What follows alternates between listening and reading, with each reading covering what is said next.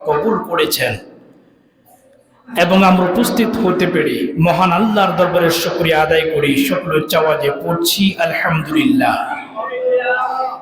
সাথে সাথে অসংখ্য বার দুরুদ ও সালাম পেশ করছি রহমতে দু আলম নূরে মুজাসসাম সরকার কায়নাত মুহাম্মদ রাসূলুল্লাহ সকলে পড়ি সাল্লাল্লাহু আলাইহি ওয়াসাল্লাম।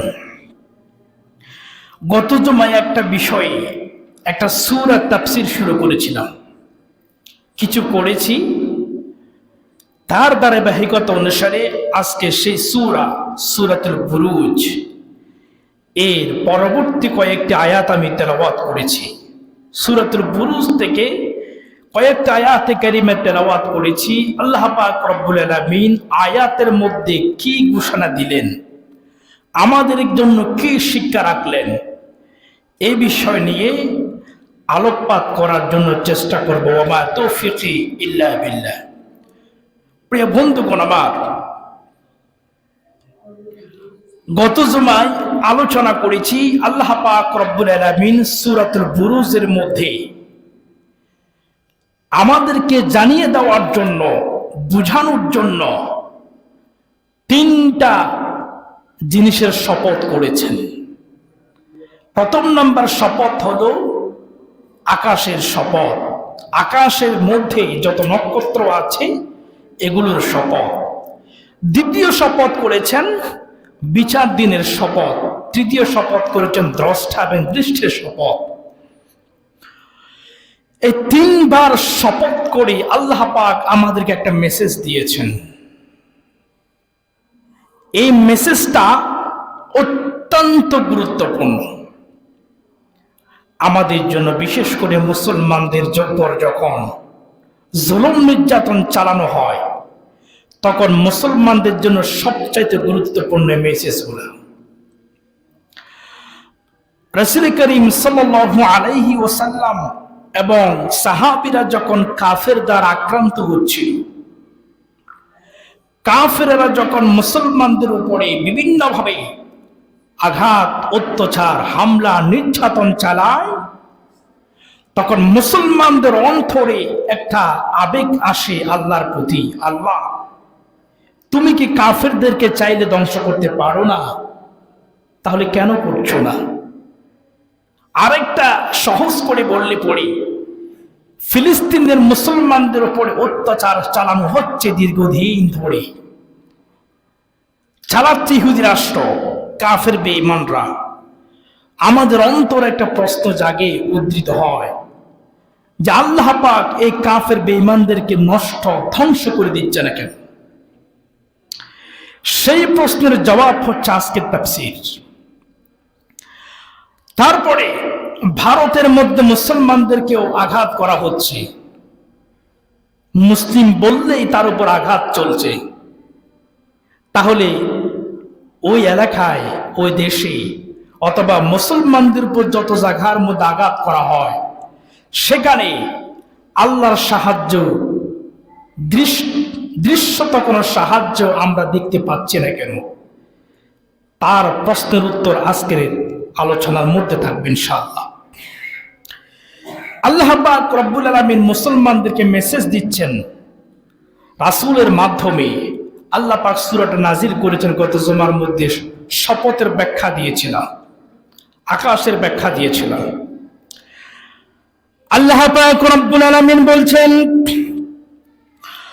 ওয়াস-সামাঈ যাতিল বুরুজি ওয়াল ইয়াউমিল মাউউদ ওয়া শাহিদিন ওয়া মাশহুদ قتل أصحاب الأخدود النار ذات الوقود إذ هم عليها قعود وهم على ما يفعلون بالمؤمنين شهود الله পাক রব্বুল আলামিন বলেন, রাশি চক্র বিশিষ্ট আকাশের শপথ করে বলছি, কিয়ামত দিবসের শপথ করে বলছি, দ্রষ্টা এবং দৃষ্টির শপথ করে বলছি, আল্লাহ পাক তিনটা জিনিসের শপথ করে আমাদেরকে একটা মেসেজ দিচ্ছেন, কুতিলা আসহাবুল উখদুদ। আমার নবীর জামানার আগে কোন এক সময়ে একটা জালিম শাসক ছিল, যার স্বৈর শাসক নামক একজন শাসক ছিল, নাম হচ্ছে জুনওয়াব। এই বাদশা মুসলমানদেরকে ধরে আঘাত করে নির্যাতন করে হত্যা করে ফেলত। তাদের পুরা গোষ্ঠীকে কোরআনের মধ্যে আসহাবে উখদুদ বলে আখ্যায়িত করা হয়েছে। আল্লাহ পাক বলছেন, কুতিলা আসহাবুল উখদুদ, আমি আল্লাহ পাক রব্বুল আলামিন আসহাবে উখদুদদেরকে হত্যা করে ফেলেছিলাম। সুবহানাল্লাহ। আন্নারি যাতিল ওয়াকুদ ইয হুম আলাইহা কুউদ। আসহাবে উখদুদ কারা? এরা মুসলমানদেরকে ধরে এনে, যারা নাকি আল্লাহর প্রতি ঈমান এনেছিল, নবীর প্রতি ঈমান এনেছিল, কিয়ামতকে বিশ্বাস করেছিল, আখিরাতকে বিশ্বাস করেছিল, এই সমস্ত মুমিন বান্দাদেরকে ধরে এনে তৎকালীন বাদশা আগুনের বিশাল একটা কুণ্ডলী জ্বালিয়ে ওই কুণ্ডলীর মধ্যে মুসলমানদেরকে হত্যা করত। আর কাফের বেঈমানরা কুণ্ডলীর চতুর্পাশে গ্যালারি সাজিয়ে ওই গ্যালারির মধ্যে তারা দর্শক হয়ে মুসলমানদের দুর্দশাগুলো অবলোকন করত, দেখতো, মজা নিত। আল্লাহ পাক বলছেন, আমি সেই সমস্ত মানুষদেরকে যারা নাকি মুসলমানদের দুর্দশা দেখে মজা নিত, দর্শকের ভূমিকা পালন করত, ওই সমস্ত কাফের বেঈমানদেরকে আমি হচ্ছে দিন লানত দিয়ে ধ্বংস করে দিয়েছিলাম। সুবহানাল্লাহ। প্রশ্ন করা হলো, তাহলে মুসলমানদের দোষ ছিল কি? মুসলমানদের অপরাধ কি ছিল? কেন তাদেরকে হত্যা করতে বাদশারা? ঘটনা কি? আল্লাহ পাক রব্বুল আলামিন কোরআনের মধ্যে সেটা বলে দিচ্ছেন, ওয়ামা নাকামু মিনহুম ইল্লা আইয়ুমিনু বিল্লাহিল আজিজিল হামিদ। আল্লাহ পাক বলছেন, বান্দারে, মুসলমানদের কোনো অপরাধ ছিল না, মুসলমানদের কোনো দোষ ছিল না, একটাই মাত্র অপরাধ ছিল, তারা দুনিয়ার কোনো গায়রুল্লাহর ইবাদত করে নাই, কোনো গায়রুল্লাহর প্রতি ঈমান আনে নাই। মুসলমানরা শুধুমাত্র ঈমান এনেছিল এক রবের উপরে, তিনি কে? আল্লাহ। আল্লাহর উপর ঈমান আনার কারণে, নবীর উপর ঈমান আনার কারণে, বাদশাহীর গোলামি না করার কারণে ওই মুসলমানদেরকে ধরে এনে জ্বালিয়ে পুড়ে জীবন্ত শেষ করে দিত। আল্লাহু আকবার। মুসলমানদের কোনো অপরাধ ছিল না, অপরাধ একটাই, তারা মুসলমান। কেন? এই জন্য তাদেরকে ধ্বংস করে দেওয়া হতো, এই জন্য তাদেরকে নির্যাতন চালিয়ে একের পর এক অত্যাচার করে তারা ধ্বংস করে ফেলতো, লানত, তাদেরকে হত্যা করতো মুসলমানদেরকে।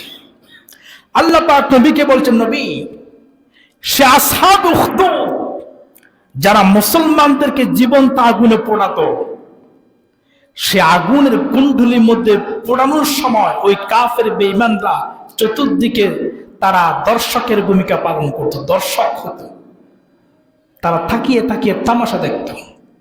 ব্যাপারটা বুঝতে পারতেছেন তো? সেই থাকানো দৃশ্য যারা তাকিয়ে তাকিয়ে দেখত, মজা নিত, আমি তাদের সকলকে ধ্বংস করেছি। অতএব নবী, আপনার উপর যদি নির্যাতন আসে, ধৈর্য ধরবেন, অপেক্ষা করুন। আসহাবে উখদুদদেরকে যেমন আমি ভালোবাসি নাই, ধ্বংস করেছি, একইভাবে কাফের বেঈমানদেরকে আমি ভালোবাসবো না। এদেরকে সময়ের সুযোগ আসলে আমি ঠিক তাদেরকে ধ্বংস করে দেব। আল্লাহু আকবার। আল্লাহ পাক এই মেসেজটা দিয়েছেন।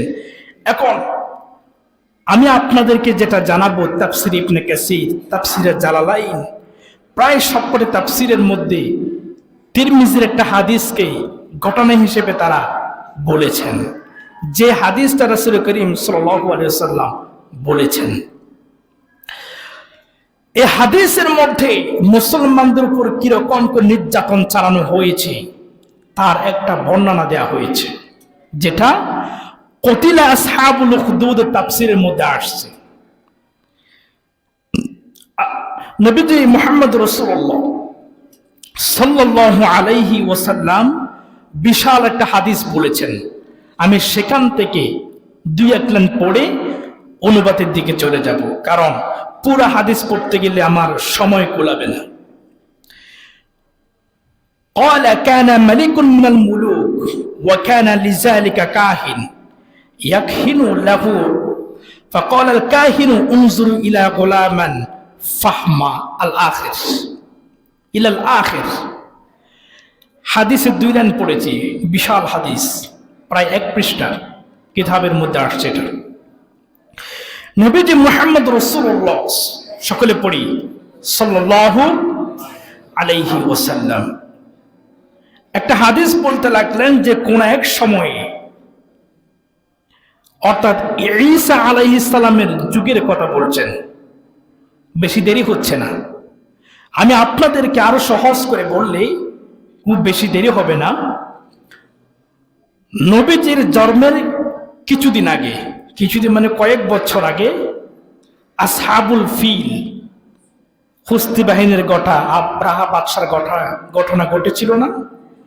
এই আব্রাহা বাদশাহ তার আমলের একটা ঘটনা বলছেন, পরে আমি আপনাদেরকে ব্যাখ্যা দিলে ঠিকই বুঝে ফেলবেন। তাহলে বেশি দেরির কথা না, হয়তো 100 বছরের ভিতরে কথা বলছেন। তখন ওই বাদশার নাম ছিল জুনওয়া। বাদশার নাম কি? জুনওয়া। জুনওয়া বাদশাহের দরবারে বিভিন্ন ধরনের মানুষ থাকে, মন্ত্রী থাকে, উজির থাকে। ঠিক একইভাবে বাদশাহের দরবারে জাদুঘর ছিল। কি ছিল? জাদুঘর। যেমন আমার দেশের মধ্যে যিনি রাষ্ট্রপ্রধান, ওনার সাথে ডাক্তার থাকে সবসময়, ঠিক কিনা? এখন তো উন্নত, এই জন্য ডাক্তার রাখে। আপনি বেশি খোঁজ করলে এদের মধ্যেও কিন্তু জাদুঘর পাবেন। এরা রাখে, গণক রাখে, গোপনে রাখে। কারণ কোরআনের মধ্যে জাদুর কথা কিন্তু আছে। জাদু কিন্তু মিথ্যা নয়, সত্য। অর্থাৎ আমরা আমাদের ভাষায় যেটা জাদু টোনা বলি না, এটা মিথ্যা নয়, এটা কি? শতভাগ সত্য। যাক, ওদিকে যাচ্ছে না। বাদশাহের দরবারে সবার মতো করে একজন জাদুকরও ছিল। এখন ওই জাদুকর দীর্ঘদিন পর্যন্ত জাদুর মাধ্যমে বাদশাহকে সেভ করে রাখত। জুনওয়া নামক যে বাদশার কথা বলছি, সেটা ভালো বাদশা নয়, এটা হচ্ছে আল্লাহদ্রোহী, জালিম, স্বৈরাচার একজন বাদশাহ। কথা বুঝতে পারছেন? যে সমস্ত বাদশারা আল্লাহদ্রোহী হয়, এরা প্রকৃতপক্ষে জালিম হয়।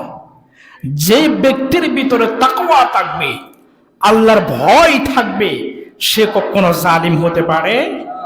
এই জন্য প্রতিটি মানুষকে আল্লাহ বিরু হতে হবে।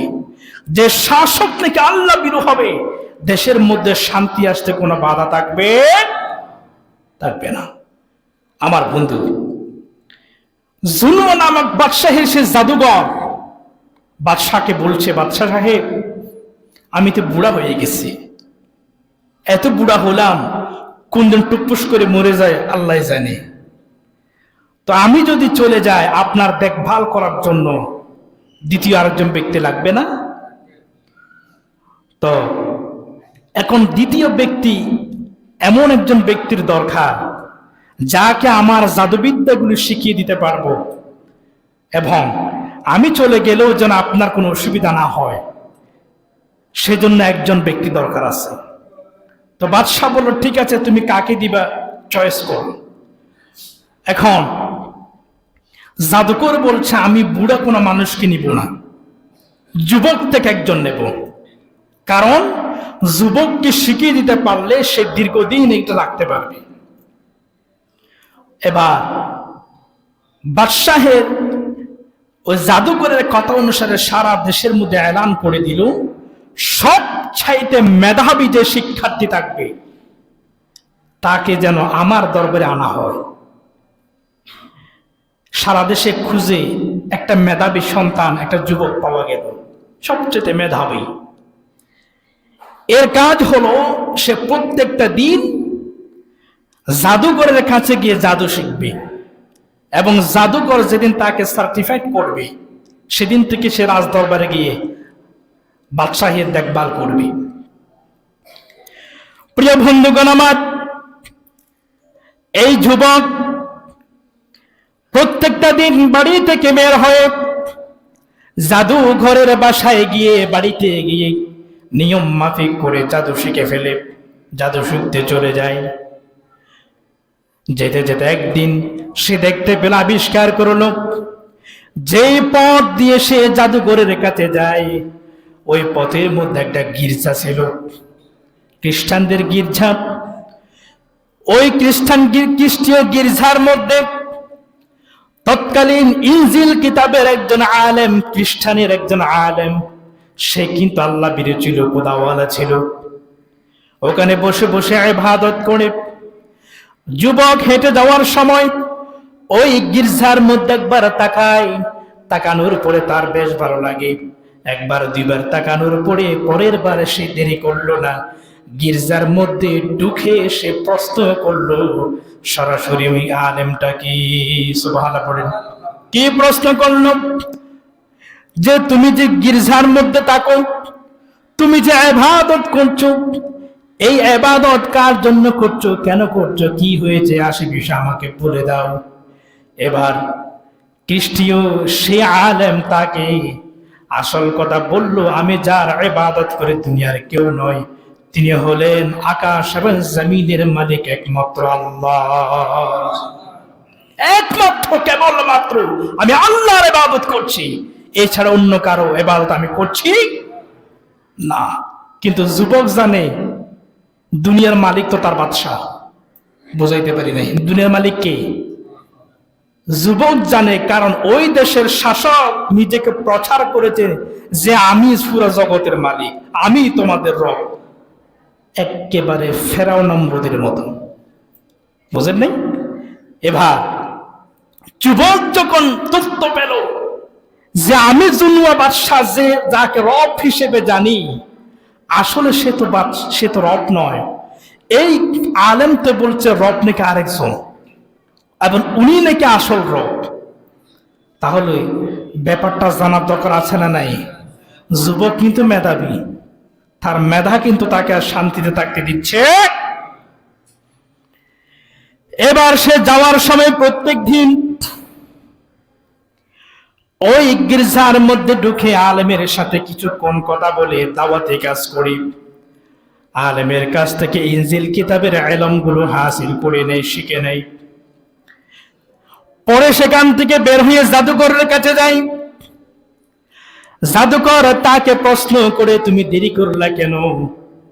ক্লাসে আসতে যদি দেরি হয় শিক্ষক কিন্তু তাকে আঘাত করি, একদিন মারে, 2 দিন মারে। আবার জাদুকর তার নির্দিষ্ট লেকচারগুলো শেষ না হলে তাকেও যেতে দেয় না। প্রথম কথা হচ্ছে জাদুকরের কাছে আসতে দেরি হয়, আবার জাদুকরের কাছ থেকে বাড়িতে যেতেও দেরি হয়। এখন মা প্রশ্ন করে, তোমার আসতে দেরি হলো কেন? মা এক ফিটা। জাদুকরের কাছে আসতে দেরি হচ্ছে কেন? জাদুকর এক ফিটা। ফিটা কয় দিক? তুমি যাও কোথায়? এবার এই সমস্যার কথা ওই আলেমকে বলল।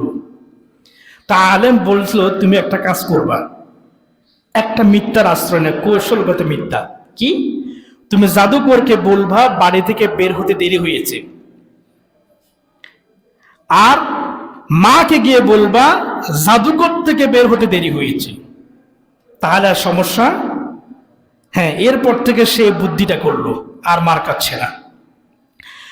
সে নিয়ম করে যুবকটা ইনজিল কিতাব, তখন তো কোরআন ছিল না, কি ছিল? ইনজিল কিতাব। খ্রিস্টীয় যে আলেম বলছি সেটা কিন্তু প্রকৃত আলেম, বর্তমান যারা খ্রিস্টান তাদের মতো না। খ্রিস্টানের সে আলেম, সে আসলে আলেম, আল্লাহ ভীরু।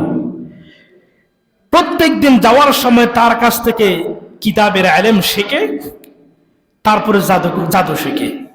এভাবে প্রত্যেক দিন ঘটতে লাগলো, যাচ্ছে আর আসতেছে। এবার ওই যুবকটা আরেকদিন রীতিমতো বের হয়ে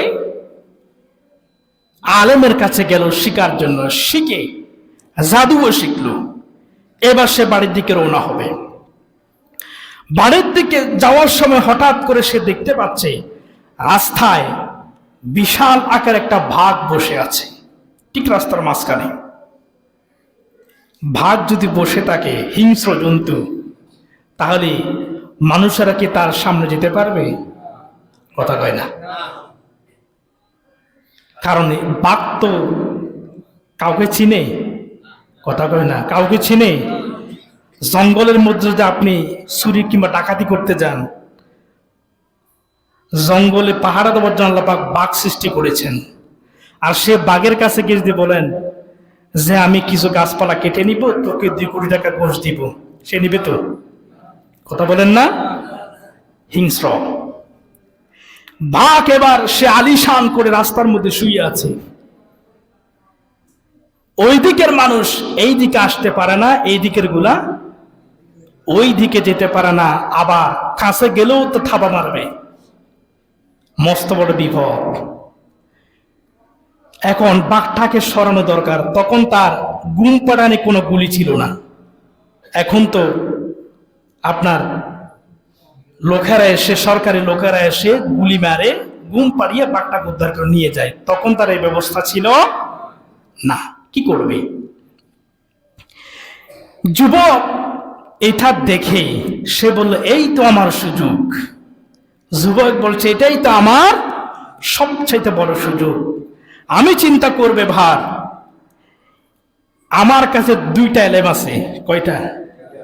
একটা হচ্ছে ইনজিল কিতাব, আর একটা হচ্ছে জাদুবিদ্যা। 2টা, একটা কিতাবের বিদ্যা আর একটা জাদুবিদ্যা। জাদু দিয়ে আমি এটাকে গায়েল করতে পারবো, এটা আমি জানি, কিন্তু বেশিক্ষণ থাকবে না। আমাকে এমন কিছু করতে হবে, আমি জাদুর বিষয় বুঝি, কিন্তু ইনজিল কিতাবের বিষয়টা আমাকে প্রমাণ করতে হবে। এবার সে ওই জায়গায় দাঁড়িয়ে, কোনো মানুষ কাছেও যায় না, সে ওখানে দাঁড়িয়ে আল্লাহর কাছে একটা দোয়া পড়েছে, আবেদন করেছে। কারণ সে এখন আল্লাহর ইবাদত করে। সে আল্লাহ আসলেই কি সঠিক আছেন নাকি ফাও জানা দরকার, আছে না নাই? কথা বলেন না। আল্লাহ যে আছেন রে বিশ্বাস করেন? বিশ্বাস হয় নাকি বংশীয় সূত্রে বিশ্বাস করছেন? কথা বলেন। বাস্তবে করতে হবে। আমার বাবা মুসলমান, দাদা মুসলমান, 14 গোষ্ঠী মুসলমান, আমি মুসলমান না, এটা হলে চলবে না।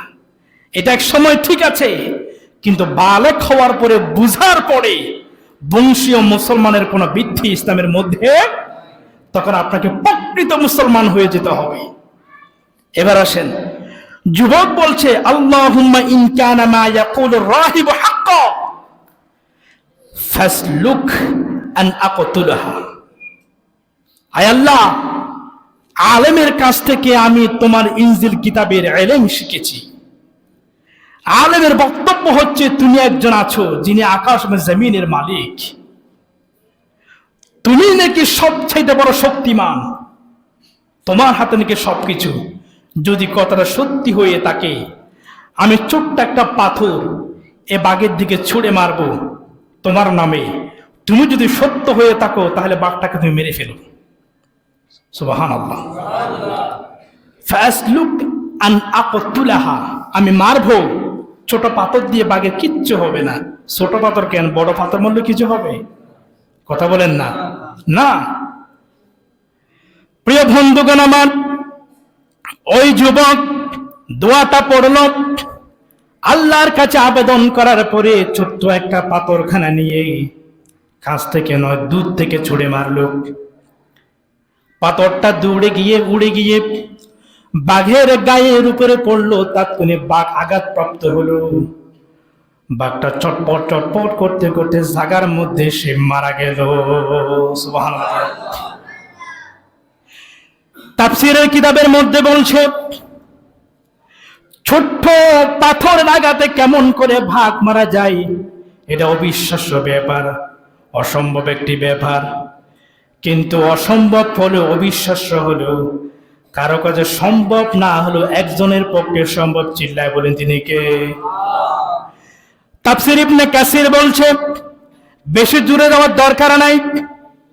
আব্রাহা বাদশা যখন হস্তি বাহিনী নিয়ে আল্লাহর কাবাগরকে ভাঙার জন্য এসেছিল, আল্লাহ পাক রব্বুল আলামিন ওই হস্তি বাহিনীর উপরে ছোট্ট আবাবিল পাখি দ্বারা ছোট ছোট নুড়ি পাথরগুলো ছুঁড়ে মেরেছিল। ওই ছোট ছোট নুড়ি পাথর দিয়ে পুরা হস্তি বাহিনীকে ধ্বংস করেছেন যে আল্লাহ, ওই দিন বাঘকে মেরেছেন সে আল্লাহ। জোরে বলে সুবহানাল্লাহ। যখন নাকি বাঘকে হত্যা করে ফেলল, চতুর্দিকে মানুষ কিন্তু আছে, কোন মানুষ বাঘের দিকে যাওয়ার সাহস নাই, বাঘ আঘাত করার সাহস নাই। যুবক কি মারলো এটা? যুবকের এরকম কারামত দেখে তাৎক্ষণিক মানুষেরা যুবককে পেয়ে আনন্দে আত্মহারা হয়ে গেল। বলল, যুবক তুমি যেহেতু ছোট্ট পাথর দিয়া এই ভাগটাকে মেরে ফেললা, তাহলে বোঝা যাচ্ছে তোমার ভিতরে কিছুই না কিছু আল্লাহ পাক দিয়েছেন, ঠিক না? তোমার মধ্যে এমন কি আছে, আল্লাহ পাক তোমাকে কি জিনিস দিয়েছেন? এবার সমস্ত মানুষেরা তাকে ঘিরে ধরে তাদের নানাবিধ কথাগুলো বলা শুরু করে দিল। অর্থাৎ সমস্ত মানুষেরা তাকে আউলিয়া হিসেবে তাৎক্ষণিক মেনে নিল। সুবহানাল্লাহ। আসলেই তা আউলিয়া, ঠিক না? আসলেই আউলি তিনি। এবার আমরা যেইভাবে একজন আলেম পেলে, সত্যিকার আলেম যদি আমরা দেখতে পাই, আমরা তার কাছে ছুটি যাই না? আমার জন্য দোয়া করুন, আমার এই সমস্যা ওই সমস্যা ইত্যাদি সমস্যার কথা বলে দোয়া চাই কি চাই না?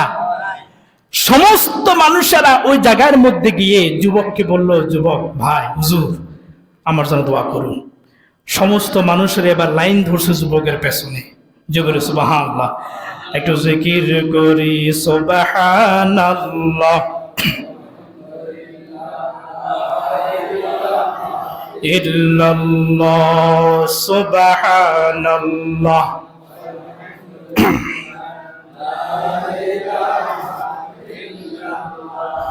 তুমি বাঁচাও, তুমি মারো, অবিরত ক্ষমা করো।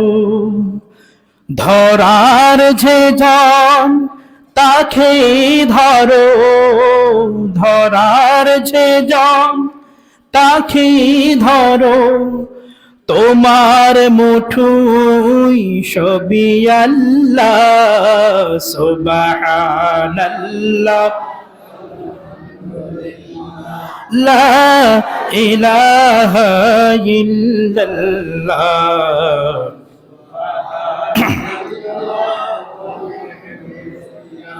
লা ইলাহা। প্রিয় বন্ধু আমার, এর ফলে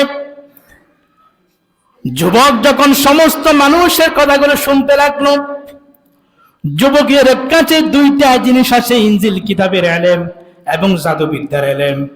যুবক যেহেতু আল্লাহর সন্ধান পেয়ে গেল, জাদুবিদ্যা কোনো কাজে লাগাই না।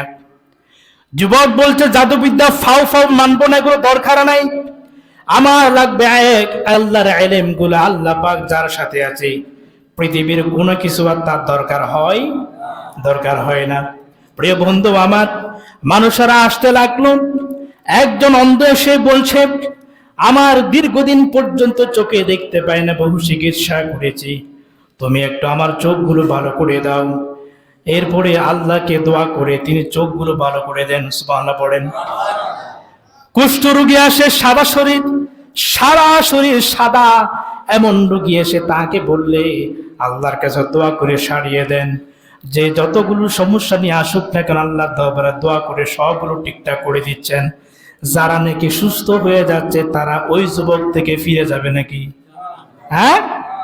এবার সারা এলাকার মধ্যে হই হুল্লা পড়ে গেল, অটোমেটিকলি প্রচার হয়ে গেল। এবার পুরা ঘটনাটা ওই যুবক এসে তার উস্তাদ আলেমকে বলল। উস্তাদ আলেম এবারে বলছে, যুবক তুমি আমার চাইতে অনেক বেশি বড় হয়ে গেছো, উত্তম হয়ে গেছো, দোয়া করছে তোমার জন্য। তবে মনে রাখবে, তুমি এমন একটা কাজের মধ্যে হাত দিয়েছো, এমন একটা সিচুয়েশন পরিস্থিতির মধ্যে তুমি যাচ্ছ, তোমার উপর আল্লাহর পক্ষ থেকে অনেক বড় বড় পরীক্ষা আসবে। ধৈর্য ধরবে, ধৈর্য হারা হবে না, আল্লাহ অবশ্যই অবশ্যই তোমার সাথে থাকবে। সুবহানাল্লাহ। এরপরে যুবকের কাছে যখন ওই পাদ্রী এমন মেসেজ দিয়ে দিল, সারা এলাকার মধ্যে প্রচার হয়ে গেল যুবকের কথায়। বাদশাহ জুনওয়ার একজন মন্ত্রী ছিল, চোখে দেখতে পায় না, মন্ত্রী চোখে দেখতে পায় না, অন্ধ। এবার জুনওয়া বাদশার সেই মন্ত্রী বহু জায়গায় চিকিৎসা করলো, চোখে আলো ফিরে না। যখন নাকি এলাকার মধ্যে শুনতে পেলে এরকম একটি ঘটনা, এবারে সমস্ত মানুষেরা তাকে গিয়ে বলল, মন্ত্রী সাহেব বহুত চিকিৎসা করেছো, ওই এলাকার মধ্যে একজন যুবক দেখলাম, যে ব্যক্তি তার কাছে যায় তার সমস্যার সমাধান হয়ে যায়। আমি বলবো তুমি একবার শেষ চিকিৎসা যুবকের কাছে গিয়ে করো।